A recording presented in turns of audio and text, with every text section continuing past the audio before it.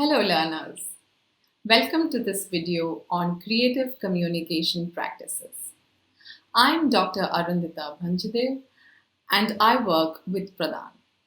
So, as you may remember, in the previous video, you heard Professor Nitya Rao provide a detailed account on participation and participatory approaches.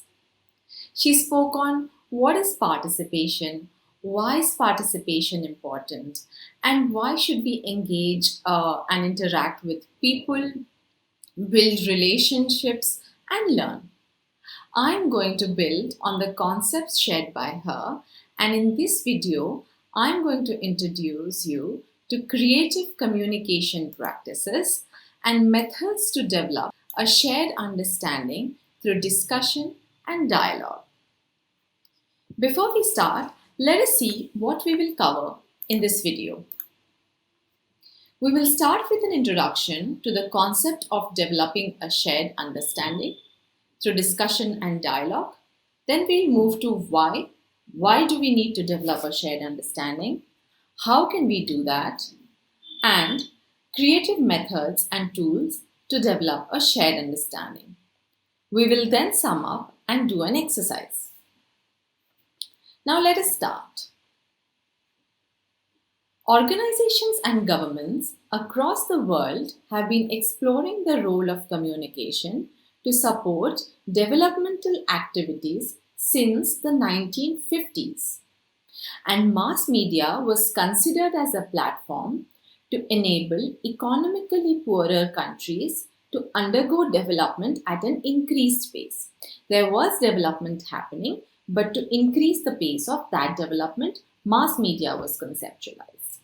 It was during this period that Doordarshan was also launched in India, and many newspapers were also circulated.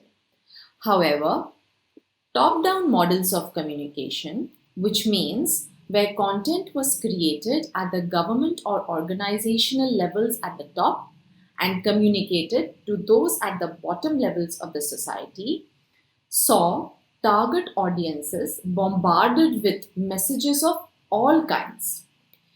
You may remember messages like hum do, hamare do, etc. However, limited developmental advances were made with this approach. So we can say that communication was seen as a didactic one-way transfer from a knowing subject or a knowing person to a person or to a subject that was supposedly ignorant. But studies done during that time also established that communication should rather be based on principles of democracy and social justice. And it should represent needs, interests, and wants of diverse groups of people. You know that we all come from diverse backgrounds and cultures, and hence our needs, aspirations, and interests can be different, and all those needs to be acknowledged. So, then 1990 saw the emergence of participatory approaches in development and communication, which Professor Nitya Rao explained in the previous video. We learned from her video that involving diverse groups of people in developing a shared understanding and learning through participatory approaches can contribute to identifying both problem and the solution to that problem, which is locally acceptable and applicable. Now, you would think, why do we need to develop a shared understanding? So, let us explore. We should start with recognizing and acknowledging that developmental problems are complex or so-called wicked. Now, what makes problems such as poverty, hunger, or inadequate food and nutrition complex or wicked? It is the fact that there are multiple stakeholders involved in these problems. So let us take the example of poverty. There are poor people and poor households. Then there are governments who are involved in eradicating the problem of poverty or improving the situation. Then the governments can be of many kinds. There can be central governments, state governments, district governments, and even the local governance bodies. Then there can be local and international NGOs, charitable trusts, or even universities working, or many private players, private companies working to improve address the situation of poverty. So, all these individuals and groups come with their own interests and values of working and preferences and focus areas. It is this diversity that actually adds unpredictability and hence complexity to any problem. And we should also acknowledge that none of these individuals or groups can have one single or perfect solution to poverty, a solution that can be called good or bad, true or false, or right or wrong.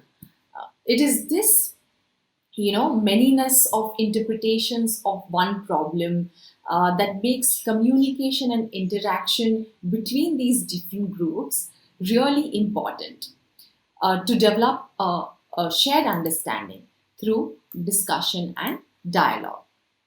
Now, let us see, how do we develop a shared understanding? In 2018, the Indian Council of Medical Research, or ICMR in India, published a report stating that we have a lot of community level data in the country which are being collected from rural communities and aggregated at the top levels for the policymakers in the country. For example, data on malnutrition, wasting, stunting in children, or the health of pregnant women and lactating mothers. But none of these data become available for people at the community level from whom the data was collected. And especially for the community workers or health workers or frontline workers like the ASHAs or Anganwadi workers. This report argued for a reversal of data flow, which provides a basis for developing a shared understanding. So, reversal of data flow is kind of step one to develop a shared understanding. A shared understanding then are based on four approaches, building on Paulo Freire's work, which you heard about in the previous video. Now, first of these four approaches are questioning or learning to question. Now, according to this approach, questioning is a form of knowledge, and questions are asked not necessarily to receive answers, but to generate awareness and raise consciousness around various issues that impact us in our day-to-day lives. For example, when a health worker or community worker informs a rural woman that your child is stunted, she should not just be a passive recipient of the information. Rather, she needs to understand and question what that statement means. What does it mean for her child to be stunted? Understand the reasons behind it, and of course, then the solutions. Second is understanding and analyzing reality. What does this mean? This is about finding ways in which individuals and groups develop a critical understanding of their social reality through reflection and action. For example, if a Dalit hamlet in a village is not allowed to avail the public distribution system or the government ration shops, individuals from the community should think and reflect on issues of power in their relationship with the state and with other communities and take necessary action. Same goes for the officials in the food and distribution department of the government. They should reflect on and understand the reality and take necessary action. Hence, equal participation in understanding the situation will enable individuals to learn about other perspectives and develop a shared understanding. A third step is, or a third approach is dialogue or a dialogic process. Now, dialogue is a technique to raise awareness about the perspectives and viewpoint of other people who are involved in a dialogue. This process requires mutual trust and respect between the participants that will enable mutual learning for everyone involved in a dialogue. For instance, to address the problem of anemia in pregnant rural women, stakeholders from the rural community should enter a dialogue or a dialogic process not only within their own community members but also with external stakeholders. It is based on the hypothesis that knowledge is not possessed by one expert or a group of experts, but is developed through a shared understanding through dialogue. And the fourth process is that communication, especially interaction with marginalized communities, should not further produce or reproduce unequal power relations and should be based on the principles of social justice and equity. Now, this is an overall approach or a process to develop a shared understanding. Now, let us move ahead and see some examples of communication based on these four Freirean approaches. The overall approach to creative communication and to develop a shared understanding has two interlinked dimensions. First is in person practices or creative practices which are conducted on the ground to enable interaction, and the second is digital platform. A central hypothesis in this is that when we engage with local knowledge, perceptions, and practices creatively through in person practices and engage and present that in an aesthetic or creative format through a digital medium, it will create a large impact within the community members and the larger political community that represents them. Now, in this picture, we can see two dimensions and the various methods that can be adopted in each of these two dimensions. At the core of these two dimensions are the local youth of the community who are an effective medium to take their practices forward. I will discuss on the central point later in the video. Just now, let us explore these two dimensions. Now, in-person creative practices can involve multiple methods. In this video, I will describe 4 of these methods. Please read the chapter for more details on all 6 methods. Now, starting with participatory theatre. In India, theatre has a rich history, culture, and heritage. The role of the theatre is not only to inform, entertain, and connect people, but also to address various sociological issues and inspire social and political change. Inspired by Paulo Freire's book, The Pedagogy of the Oppressed, Augusto Boal developed something called the theatre of the oppressed or community theatre methods that positioned communities as actors, encouraging them to take action rather than just be spectators. This form of theatre is different from traditional theatre, where the spectators do not engage with the theme of the theatre, and the aim of that theatre is just to raise awareness or entertain people. On the other hand, this kind of participatory theatre enables the participants to engage with their reality, reflect on the day-to-day discrimination or injustice faced by them, and that motivates them to become aware of their lives as they take control of it. These pictures that you see are from Chakai block in Bihar, where community theatre artists are engaging with the audiences or the community members on the issues of health and nutrition, encouraging them to express their opinions and interact with others. The second method is participatory filmmaking. Now, making films to tackle sociological issues and to record and document cultures have a long history, just like participatory theatre. Participatory approaches to filmmaking differ from traditional documentary filmmaking in ways that control over and responsibility for the process of making films and the resultant product, that is, the films or the videos, stay with the participants rather than being with the filmmakers from outside the community.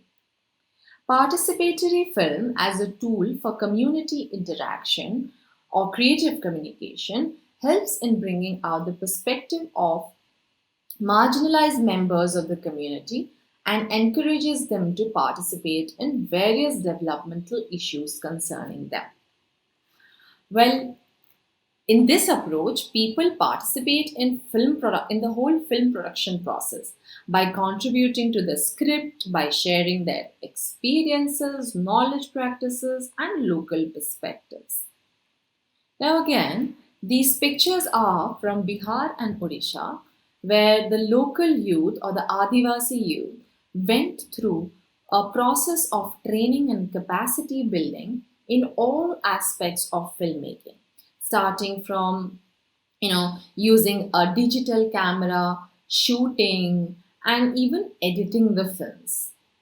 The young filmmakers then started archiving their traditional and indigenous knowledge around food and nutrition through the process of participatory filmmaking. The process of participatory filmmaking required the youth and the community involved in the process to engage fully with the topic and issues and have a dialogue with each other. Now, here is a snippet from the training of the local youth in these areas in participatory filmmaking.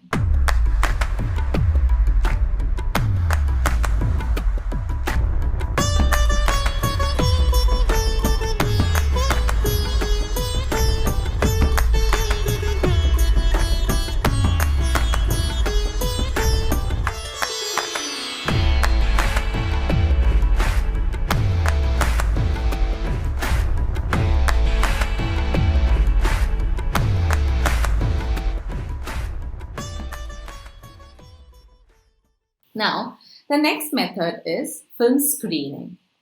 Now, you may have heard of many government departments or NGOs screen movies on various social issues such as child slavery, domestic violence, child marriage, etc.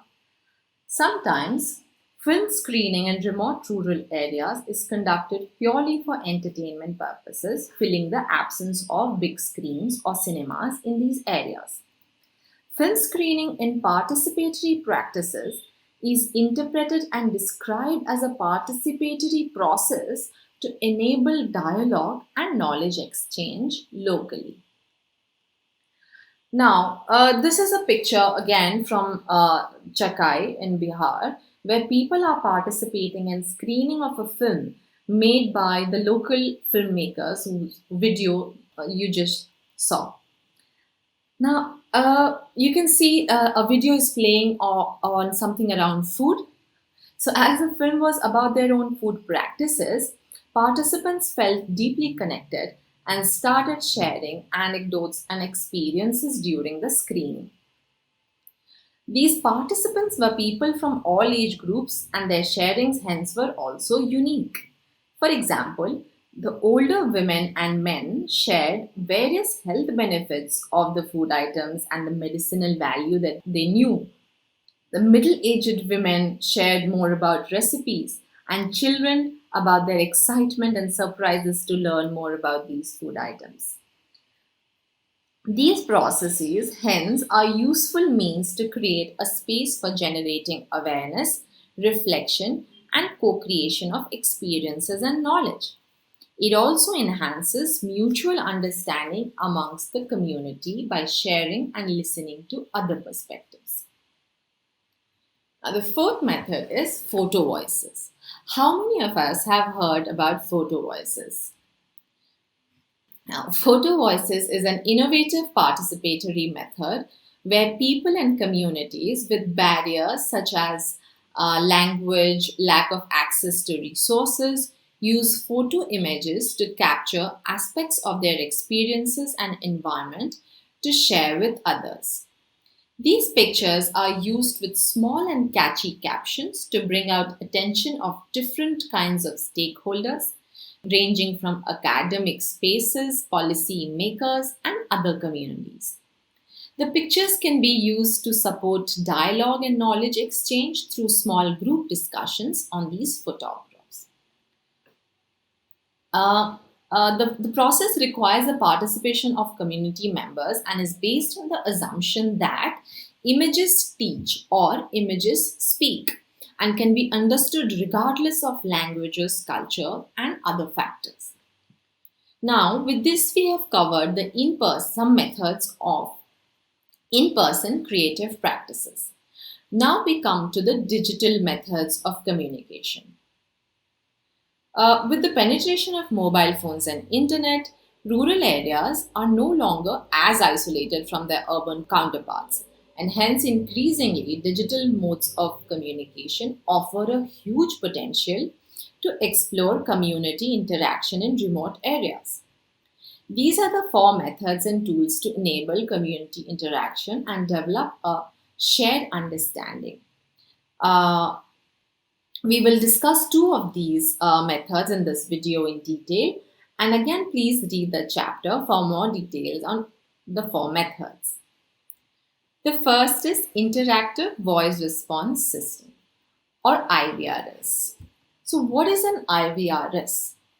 IVRS is a computer automated interactive telephone system where people call a number and interact with a range of audio content available on the platform. It is accessible 24/7 through a free phone number with even a simple mobile set. It is particularly useful in remote rural areas with high levels of illiteracy. So, how an IVRS works is when a user calls, the call gets cut and they immediately receive a call back with an automated greeting.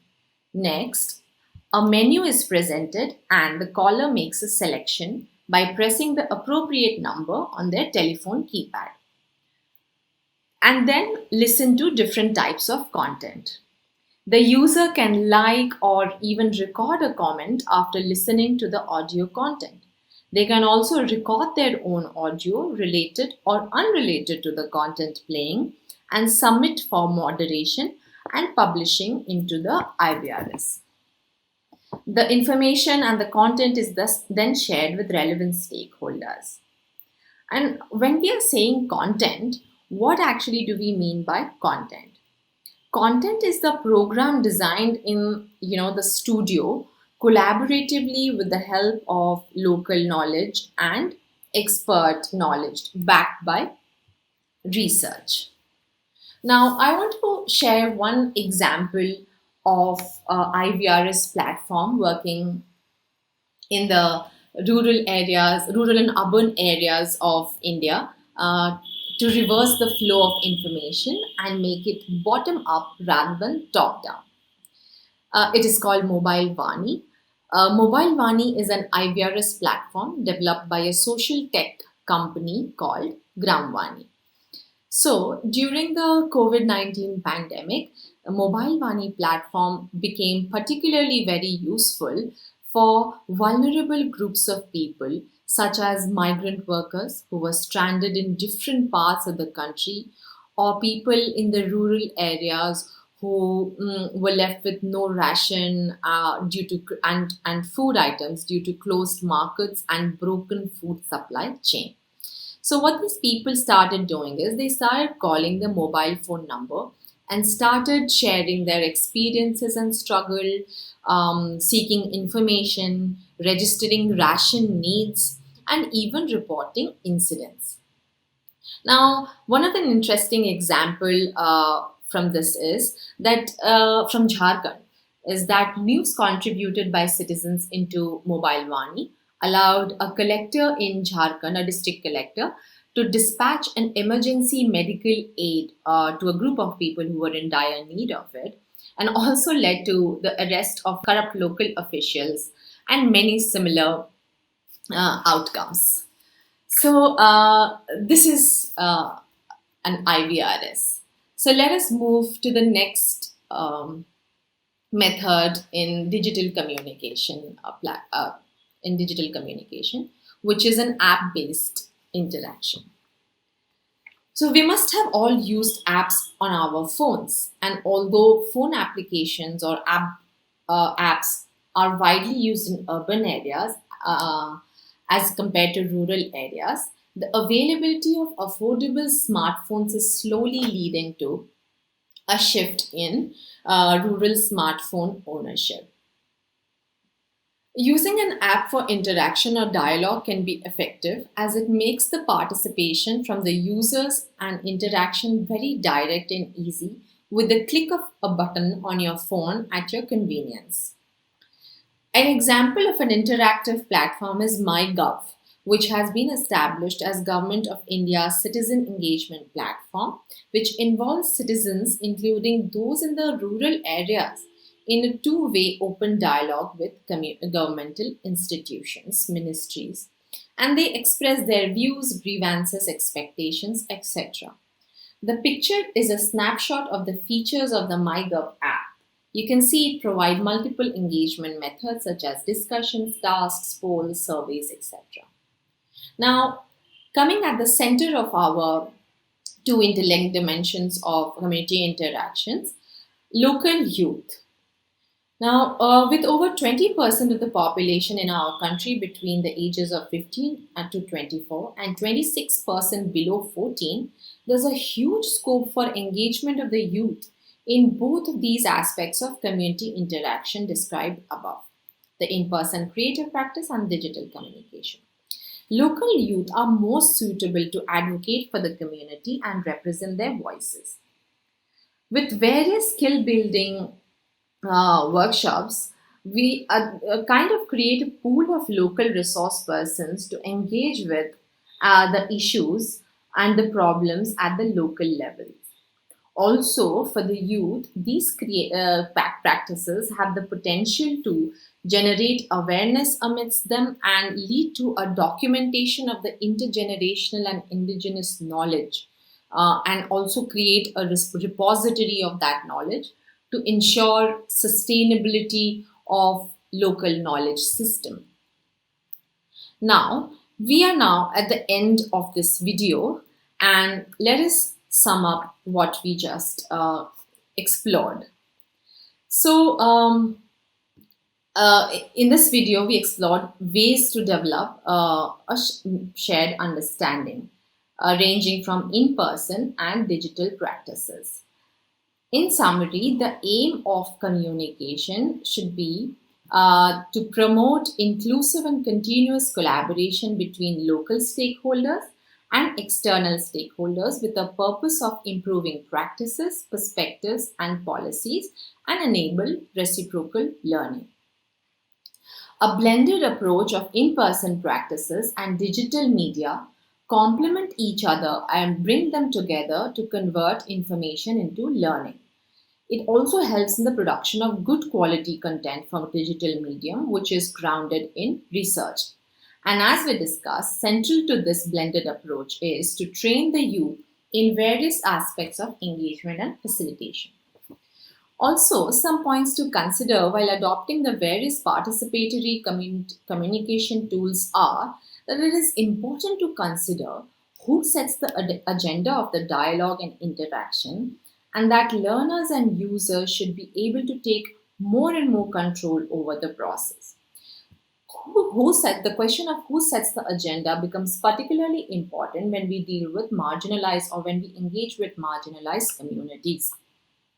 Now, language is a critical factor, and digital platforms need to run in local languages for greater participation and ownership. Rural communities should be encouraged and oriented to share and record content in these digital platforms to further enhance their ownership and to prevent the process from becoming top down. So now I want to leave you with two exercises. The first is, what were your key takeaways from this video? And second, can you think of other creative practices that can help build a shared understanding in rural or even urban context? These are the list of references that were used to prepare this video, which you'll also find in the chapter. Now, with this, we come to an end of this video, and I want to thank you for listening.